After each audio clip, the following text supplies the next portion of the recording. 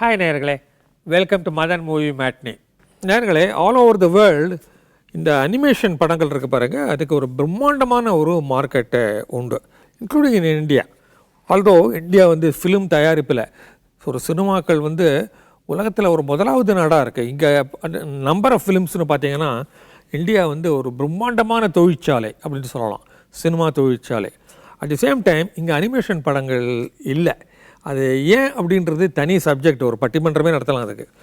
Animation இதில் India வந்து ரொம்ப ஃபேமஸாக ஆகலை. பட் பார்த்திங்கன்னா நம்ம நாட்டில் வந்து ஒரு அந்த புராணங்கள், அந்த கதைகள்லாம் பார்த்திங்கன்னா அனிமேட் பண்ணக்கூடிய அந்த கதாபாத்திரங்கள் வந்து நூற்றுக்கணக்கில், ஏன் ஆயிரக்கணக்கில் இருக்குது அப்படின்னு சொல்லலாம். அது ஒரு பக்கம் இருக்கட்டும், அது ஒரு புலம்பல் தான். பட் வேர்ல்டு, ஏன்னா அனிமேஷன் படங்களுக்கு இதில் வெள்ளைக்காரங்க, கருப்பர்கள், இண்டியன்ஸுன்ற அந்த பிரச்சனை கிடையாது, எல்லாமே அனிமல்ஸ் தான். ஸோ ஒரு அனிமேஷன் படம்ன்றது உலக அளவில் ஒரு பெரிய ஒரு வெற்றி கொடி நாட்ட முடியும். ஐஸ் ஏஜ் அப்படின்ற ஒரு படம் வந்து 2002 வந்த அந்த படம் ஒரு முக்கியமான ஒரு அனிமேஷன் படம். அதுக்கு முன்னால் இருக்கிற அனிமேஷன் படங்களோடு இது கொஞ்சம் முற்றிலும் மாறுபட்ட ஒரு ஐஸ் ஏஜ் அப்படின்ற அந்த சப்ஜெக்டே சொல்கிறேன். ஐஸ் ஏஜ்ன்றது லட்சக்கணக்கான வருஷங்களுக்கு முன்னால், ஈவன் சில சமயம் கோடிக்கணக்கான வருஷங்களுக்கு முன்னால் மோர் தென் ஒன்ஸ் உலகத்தில் ஐஸ் ஏஜ் வந்திருக்கு. ஐஸ் ஏஜ்னாக்க ஒரு ஐஸ் ஒரு காலம் அப்படின்னு சொல்லலாம், ஐஸ் யுகம் சொல்லலாம். நம்ம திரேதா யுகம், கலி யுகம்லாம் சொல்கிற மாதிரி ஒரு சயின்டிஃபிக்காக பார்க்கும்பொழுது அது மாதிரி ஒன்றும் இருந்திருக்கு. வேர் உறைந்து போய் விடுவது ஒரு யூரோப் பூரா ப்ராப்ளம். ஐ டோன்ட் நோ இந்தியாவில் அந்த இது எந்த அளவு பாதிச்சுது அப்படின்றதில்ல, அந்த குளிர் லெவலில் இருக்கலாம். பட் இதெல்லாம் tropical countries. And north of the globe இருக்குது பாருங்கள், இந்த உலகத்தினுடைய வடக்கு பகுதி முழுக்க உறைஞ்சி போகிற ஒரு இது. அதை தாண்டி அந்த டைமில் முதல் இதிலெல்லாம் மனிதர்கள்லாம் கிடையவே கிடையாது. பட் நிறைய அனிமல்ஸ் இருந்தது, டைனாசர் கைண்ட் ஆஃப் அந்த ஃபேமிலியை ஒட்டிய நிறைய அனிமல்ஸ்லாம் இருந்த ஒரு காலகட்டம் அது. அதுக்கப்புறம் இட் வில் அதாவது அந்த உருக ஆரம்பிக்கும்.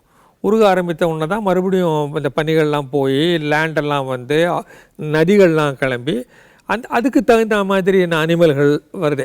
இந்த எவல்யூஷனில் அது ஒரு பெரிய கதை, அது தனி புத்தகமே போடக்கூடிய அளவுக்கு எதையெல்லாம் நம்ம சர்வைவ் பண்ணி அனிமல்ஸ்லாம் வந்திருக்கு, எத்தனை புதிய அனிமல்கள்லாம் தோன்றின, எத்தனை அழிந்து போயின அப்படின்றது வந்து ஒரு பெரிய வரலாறு அப்படின்னு சொல்லலாம். ஸோ அதை எடுத்து நாங்கள் சப்ஜெக்டாக இந்த முதல் படம் இருக்குது பாருங்கள், அது அந்த ஐசேஜ் டைமில் சர்வைவ் பண்ணுற அனிமல்ஸ்னு ஒரு குரூப்பை க்ரியேட் பண்ணாக்க எப்படி இருக்கும்ன்றது. இப்போது ஒரு டிஸ்னி ஆரம்பித்து வைத்த, அதாவது ஒரு பிதாமகர் அப்படின்னு சொல்லலாம் அனிமேஷன் படங்களுக்கு. அவருடைய ஸ்னோ ஒயிட் படங்கள்லாம் ஒவ்வொரு ஃப்ரேமும் கையால் வரைய வேண்டிய காலகட்டம் ஒன்று இருந்தது. அதாவது நூற்றுக்கணக்கான ஓவியர்கள் உட்காந்து ஒவ்வொரு ஃப்ரேமையும் வரைவாங்க. அந்த ஃப்ரேமெல்லாம் ஒன் ஆஃப்டர் அனதர் மூவ் பண்ணும்பொழுது மூமெண்ட் இருக்கும். அதாவது இப்போ எடுத்து இந்த கையை அப்படி எடுத்து தலையை அப்படி பண்ணிட்டாக்க அதுக்கு வந்து செவரல் டிராயிங்ஸ் போகணும், இங்கே ஒவ்வொன்றும் வரையணும். அந்த கையை வரைஞ்சி இங்கே வந்துன்னா அதை ஃபாஸ்ட்டாக போட்டு பார்க்கும்போது அந்த கையை இப்படி போகும். இது மாதிரி ஒரு முழு படத்தை உருவாக்கணும்னா நீங்கள் யோசிச்சு பாருங்கள் எவ்வளோ ஒரு பெரிய பேஜாரான விஷயம்னு. But the effect was thrilling.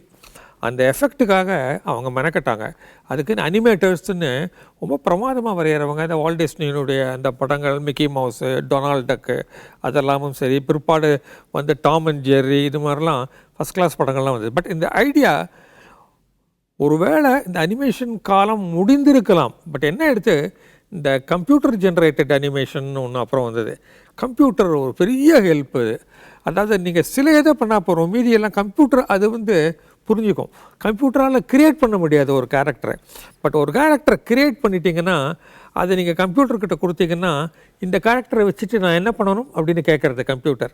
அது நீங்கள் டைரக்ஷன்ஸ் கொடுத்தீங்கன்னா, அது நீங்கள் அப்படி லீட் பண்ணி ஆயிடுச்சுன்னு போனீங்கன்னா அது என்னெல்லாம் செய்ய முடியுமோ அத்தனையும் செஞ்சு காட்டக்கூடிய அந்த ஒரு நிலைமைக்கு கம்ப்யூட்டர் வந்து கொண்டு போய்ட்டுறது.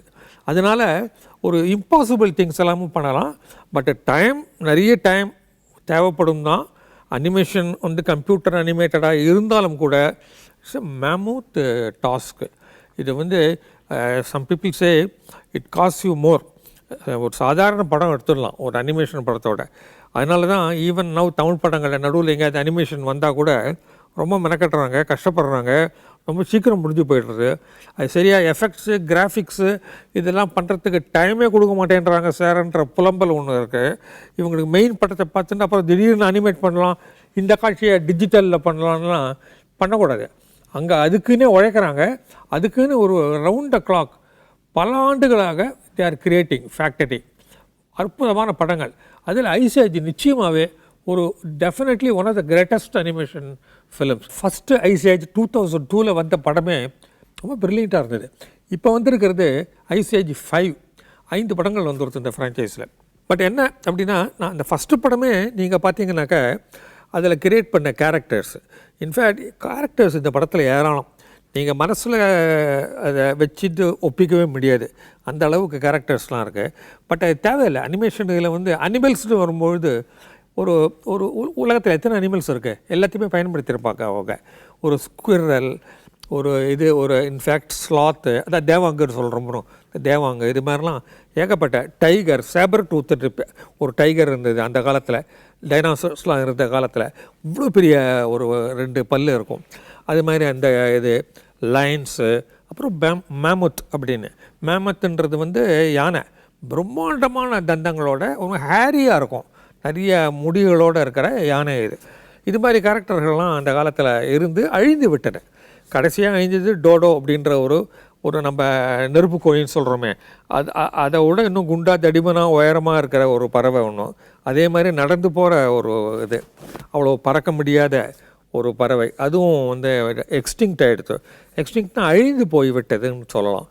அது இன்னொன்று வந்து பல மில்லியன் இயர்ஸுக்கு முன்னால் இந்த டைனோசர்ஸ்லாம் எப்படி அழிந்ததுன்றதை பற்றி இப்போது நம்ம பேசிகிட்டு இருக்கோம்.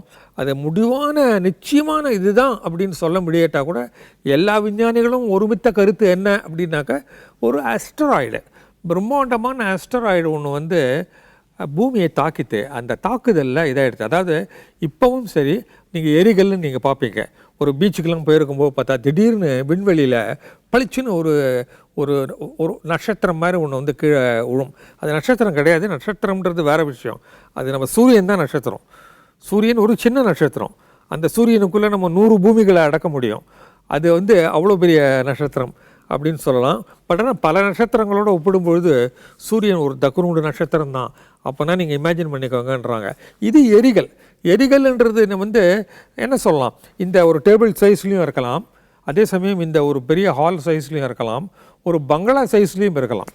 இது அது என்னன்னாக்கா, அது அட்மாஸ்ஃபியர் அதில் வரும்பொழுது காற்று இல்லாத வேக்குவம்லேருந்து அடர்த்தியான காற்று இருக்கிற அந்த அட்மாஸ்ஃபியர் உள்ளே நுழையும் பொழுது அது தீப்பிடிக்கும். அந்த உராய்வு இருக்குது பாருங்கள், அந்த உராய்வுனால தீப்பிடிச்சுன்னு தான் வரும். அதனால தான் நீங்கள் பார்க்கும்பொழுது அட்மாஸ்ஃபியரை கிராஸ் பண்ணுறது, கிராஸ் பண்ணும்போது கபுக் அப்படின்னு பற்றிக்கும். அந்த பற்றிக்கிறத தான் நம்ம பார்க்குறோம் நட்சத்திரம் அப்படின்னு சொல்கிறோம். இது மாதிரி ஒரு பெரிய அஸ்ட்ராய்டு ஒன்று பூமியை நோக்கி வருதுன்றது தான் இப்போ லேட்டஸ்ட்டு படம் இருக்குது பாருங்கள், கொலிஷன் கோர்ஸ் அப்படின்னு பேர் வச்சுருக்காங்க. Ice age collision course. கொலிஷன் கோர்ஸ்னால் ஒரு இதே மாதிரி ஒரு விண்ட்கால், ஒரு பிரம்மாண்டமான விண்ட்கால், ப்ராபப்ளி இந்த இந்த ஒரு ஹாலில் பாதி சைஸுக்குன்னு வச்சுக்கோங்களேன், ஒரு என்ன சொல்கிறது, ஒரு சின்ன வீடு சைஸுக்கு ஒரு கல் ஒன்று வருது. அது வந்து பூமியை மோதித்துனாக்கா அது கிளப்புற அந்த தூசி, அதனுடைய வேகம், அது இடிக்கிற இது, பிகாஸ் வர ஸ்பீடு இருக்குது பாருங்கள், அதுதான் முக்கியம்.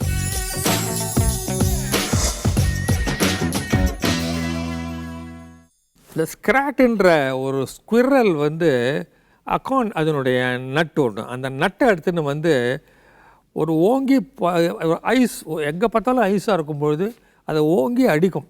அது அடிக்கிற இதில் ஒரு கிராக் விட்டு, இந்த கிராக்கு மைல்ஸ் டுகெதர் பிரம்மாண்ட கிராக்காக ஒரு டெவலப் ஆகி அந்த பூமியை பிளந்து ஒரு பெரிய அவலான்ஷ், அதாவது ஒரு பனிச்சரிவு ஒன்று ஏற்படுற அளவுக்கு போயிடும்.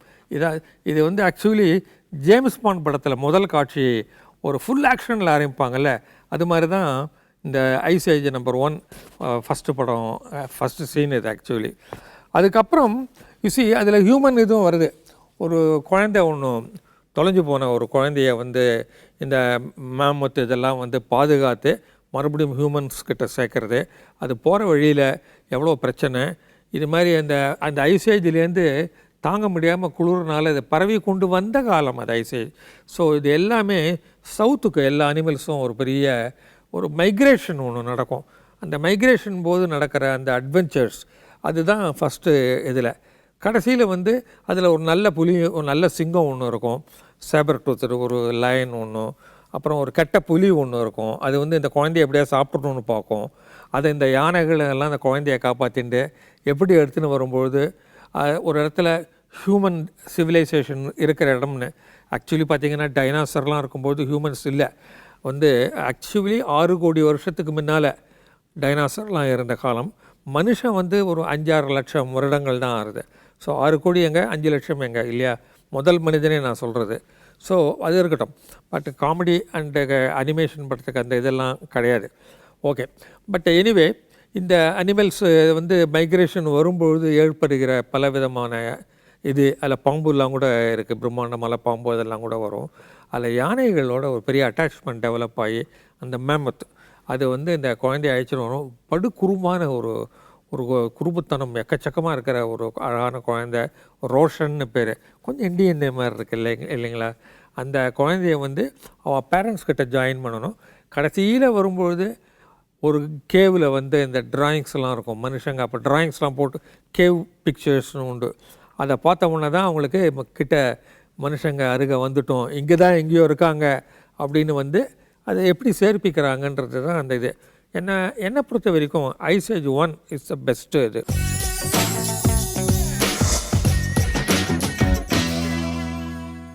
ஃபஸ்ட்டு ஐஸ் ஏஜ் அவ்வளோ ஃப்ரெஷ்ஷாகவும் பியூட்டிஃபுல்லாகவும் இருந்தது.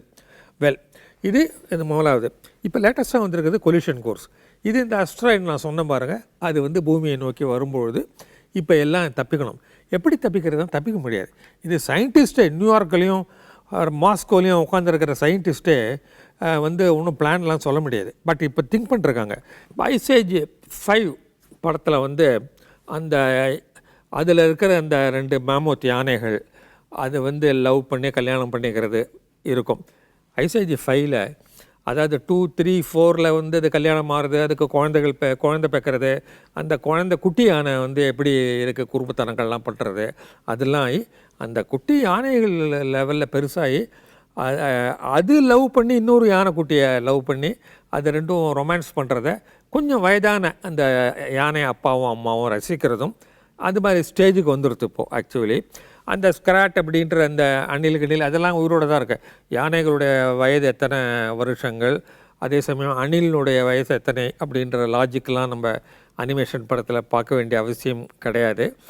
இதில் வந்து இந்த கொலிஷன் இதில் எப்படி தயாரிக்கிறதுன்னு வரும்பொழுது நம்மளோட முன்னெச்சரிக்கையை எப்படி நம்ம தயாரித்து ஒரு பிளானை திட்டம் பண்ணணும் அப்படின்றது வந்து கடைசியில் அரைவ் ஆகுது. என்ன அப்படின்னாக்கா பூமியில் நிறைய இந்த கிறிஸ்டல்ஸ்லாம் இருக்குது பாருங்கள், அந்த எரிகல் அது வரத்துக்கு அதுக்கு வந்து எலக்ட்ரோ மேக்னெட்டிக் இது ஒன்று உண்டு. தட் இஸ் காந்த சக்திகள் உண்டு, எலக்ட்ரிக் காந்த சக்திகள் உண்டு. அந்த காந்தங்கள் கிரியேட் பண்ணி ஆப்போசிட் காந்தம் ஒன்று அதை பயன்படுத்தணும். எரிகல் வருகிற சமயத்தில் இந்த பிரம்மாண்டமாக இவங்க ஒரு எரிகல் எல்லாத்தையும் வச்சு கம்பைன் பண்ணி அதை கட்டி ஒரு பிரம்மாண்ட மூட்டை மாதிரி ஒன்று பண்ணி இதை ராக்கெட்டில் ஏவுகணை மாதிரி அனுப்பணும். பட் விஞ்ஞானிகள் தான் ஏவுகணை பண்ண முடியும். இந்த அனிமல்ஸ் என்ன பண்ணும், கெய்சர்ஸ் இருக்கும். கெய்சர்ஸ்னால் நம்ம சல்ஃபர் ஸ்ப்ரிங்ஸ்னு பார்ப்போம். அதாவது பூமியிலேருந்து ஃபவுண்டன் மாதிரி பீச்சு அடிக்கிற ஒரு இது, அதில் இருக்கிற ஒரு பிரம்மாண்ட மோஸ்ட் பவர்ஃபுல் இதில் வந்து அந்த இதை போட்டு அது அடிக்கும்பொழுது மேலே ஸ்பேஸுக்கு போகிற மாதிரி ஒரு பிளான். இதெல்லாம் கொஞ்சம் இம்பாசிபிள் ஐடியா தான், பட் பார்க்குறதுக்கு பிரமாதமாக இருக்கலாம். இன்ஃபேக்ட் அது பண்ணும்பொழுது கடைசியில் அந்த வந்துட்டுருக்கிற எரிகளும் அதை நோக்கி செல்லுகிற இவர்கள் அனுப்புகிற எரிகள் ஒரு ஆப்போசிட் எரிகளும் என்ன நிகழ்கிறது அப்படின்றது தான் கிளைமேக்ஸும் உங்களால் கஸ் பண்ண முடியும். பெரிய ஹிட்ச்காக் படம்லாம் ஒன்றும் கிடையாது. பட் வந்து இந்த படத்தில் வந்து என்ன இம்பார்ட்டன்ட் பாயிண்ட் அப்படின்னாக்கா இந்த அனிமேஷன் தான்.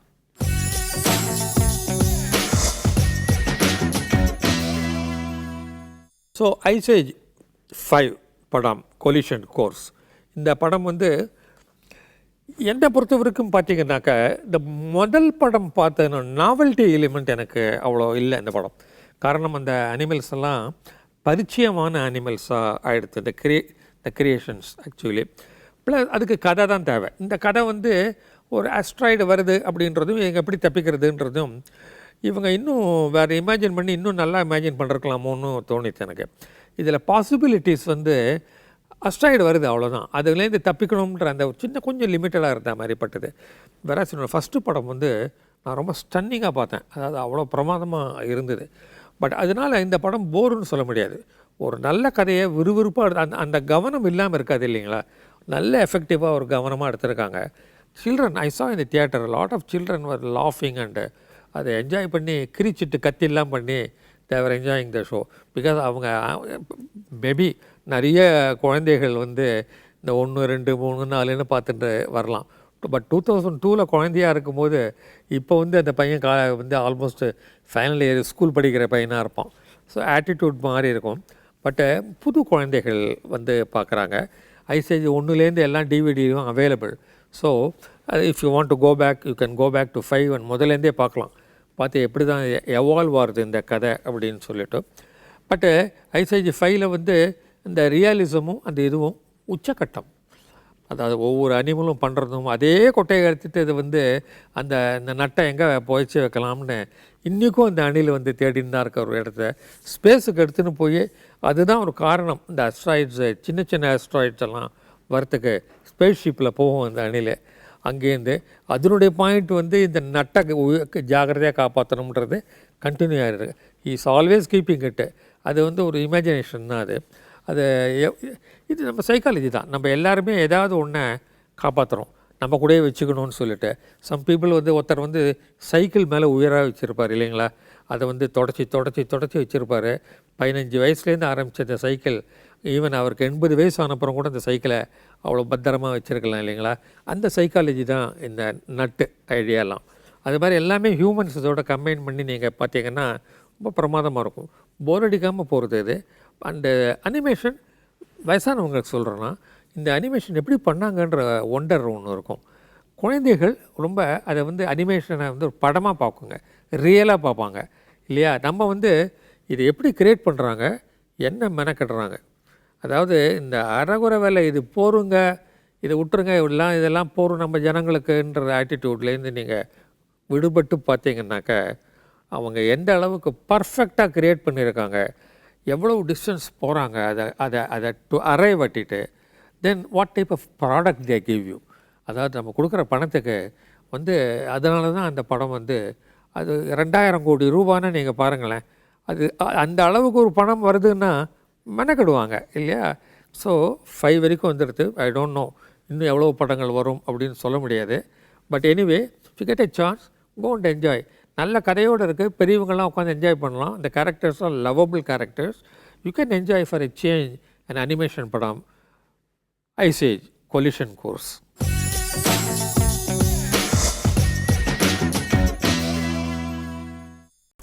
இன்னொரு படத்தை பற்றி நான் சொல்லணும்னா லேட்டஸ்ட்டாக பார்க்கல அந்த படம். பட் ஆனால் ஒரு ஃபியூ இயர்ஸ் முன்னால் அதை பார்த்தேன் டிவிடியில். அந்த படம் வந்து 1966 நான் சின்ன பையனாக இருக்கும்போது நான் வந்து இப்போ ஐ மீன் பள்ளிக்கூட ஃபைனல் இயர் டைம் அதை வந்து தியேட்டரில் இங்கே சென்னையில் பண்ணாங்க. இந்த படம் வந்து ஃபேண்டாஸ்டிக் வாயேஜ் அப்படின்ற ஒரு ஃபேண்டாஸ்டிக் வாயேஜ்ன்ற படம் வந்து அந்த வாயேஜ் வந்து ஃபேண்டாஸ்டிக். என்ன வாயேஜ் அப்படின்றது நீங்கள் கேட்டிங்கன்னா சத்தியமாக ஸ்டன் ஆகிடுவீங்க. நீங்கள் அது மாதிரி இமேஜினே பண்ண மாட்டீங்க. நான் வந்து உங்களுக்கு ஒரு ஈவன் ஒரு இதை தெரியாதவங்களுக்கு, இந்த படம் பார்க்காதவங்களுக்கு நான் உங்களுக்கு 1000 சான்ஸ் கொடுத்தா கூட உங்களால் கண்டுபிடிக்க முடியாது எது ஃபேண்டாஸ்டிக் வாயேஜாக இருக்க முடியும் அப்படின்னு சொல்லிட்டு. அது சஸ்பென்ஸ் இல்லை, நான் சொல்லிடுறேன் உங்களுக்கு. ஒரு செக்கோஸ்லோவேக்கியாவிலேருந்து ஒரு சயின்டிஸ்ட்டு அமெரிக்காவுக்கு தப்பிச்சு வருவார். அவர்கிட்ட ஏகப்பட்ட இன்ஃபர்மேஷன்லாம் இருக்குது. அந்த டைமில் வந்து 66 வரும்பொழுது கோல்டு வார் இருந்தது. ரஷ்யாவுக்கும் அமெரிக்காவுக்கும் நடுவில் 2 பேரும் ஸ்பைஸ் எல்லாம் வச்சு மற்றரை கண்காணிக்கிறது, ஒருத்தரை கண்காணித்து ஸ்பை அந்த வேவு பார்க்குறது அப்படின்னு ஒரு பயத்திலே இருந்தாங்க. அந்த டைமில் தான் இந்த 2 நாடுகளும் இந்த 2 நாடுகளை சார்ந்த நாடுகளும் ஏகப்பட்ட ஏவுகணைகள், ஆட்டாம் பாம், ஹைட்ரஜன் பாம்லாம் தயாரிக்க ஆரம்பித்த ஒரு காலகட்டம். ஒரே பயத்தில் இருந்த டைம். அப்போ செக் நாட்டிலேருந்து ஒரு சயின்டிஸ்ட்டு டிஃபெக்ட் ஆவார் அமெரிக்காவுக்கு. அவர் வரும்பொழுது அவர் சுட்டுருவாங்க. அதோடு வந்து படுகாயத்தோடு அவர் வந்து சேர்ந்தவர் அமெரிக்கா எடுத்துன்னு வந்து இப்போ என்னன்னாக்கா அவரை பிழைக்க வைக்கணும். பிழைக்க வைக்கிறதுக்கு வந்து அவரை ஃபஸ்ட்டு அந்த மயக்கத்தில் இருக்கிற அவரை வந்து இது பண்ணணும்.